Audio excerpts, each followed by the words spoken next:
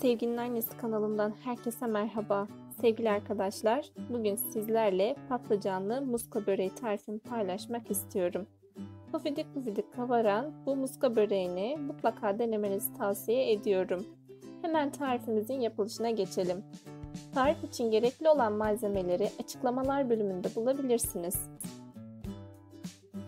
3 adet hazır yufka, iç harcı için 1 adet soğan, 3-4 yemek kaşığı sıvı yağ, 3-4 adet sivri biber, 1 adet kapya biber, 1 tane domates, 3 küçük boy patlıcan, 1 yemek kaşığı domates salçası, 1 çay bardağı su, tuz, karabiber, kırmızı pul biber.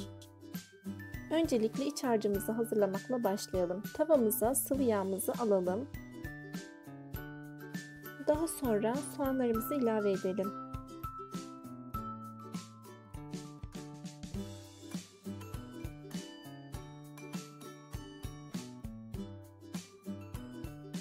Soğanlar kavrulunca içine küçük küçük doğranmış yeşil biber ve kapya biberi ekleyip kavuralım.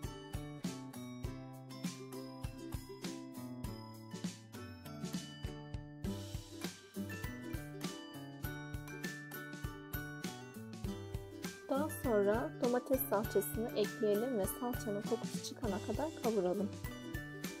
Domateslerimizi de ekleyip 1-2 tur daha karıştıralım.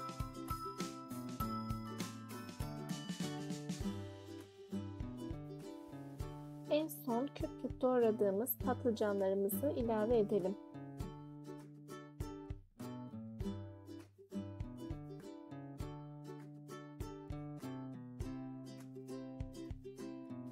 Baharatlarını da ekleyip tekrar karıştıralım.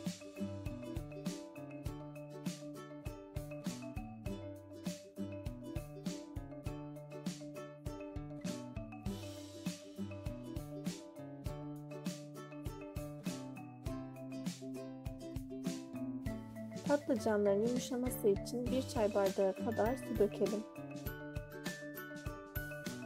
Suyunu çekene kadar pişirelim.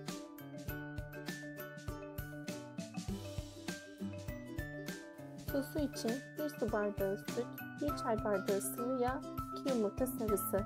Beyazları börekleri bulamak için kullanılacak. Börekleri bulamak için yumurta beyazları, kalan sos ve galeta unu.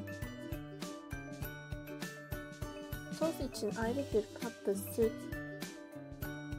yumurta sarıları ve sıvı yağını ekleyip karıştıralım.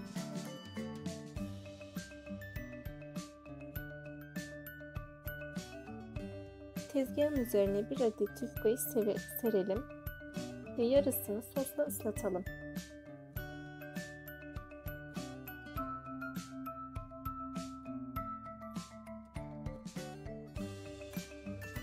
Yufkanın diğer yarısını üzerine kapatalım.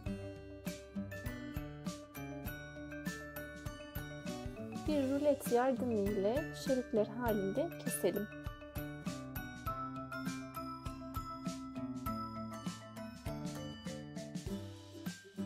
Her bir şeridin bir kenarına harçtan konularak muska şeklinde saralım.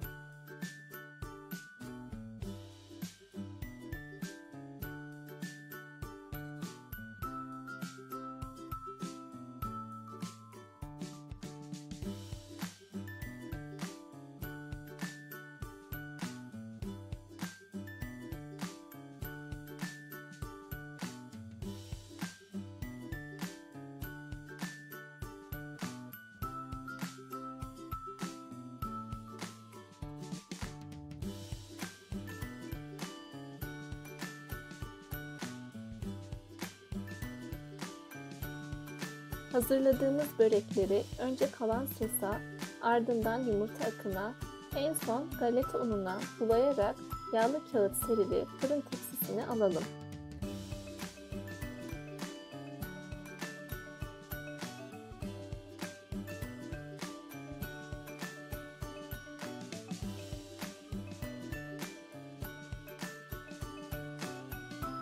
Önceden ısıtılmış 180 derece fırında üzeri güzelce kızarana kadar pişirelim. Puf puf kabaran bu güzel börek tarifini mutlaka denemenizi tavsiye ediyorum.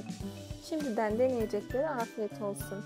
Eğer hala kanalıma abone değilseniz abone olmayı, gönderi bildirimlerini açmayı ve videoyu beğenmeyi unutmayın.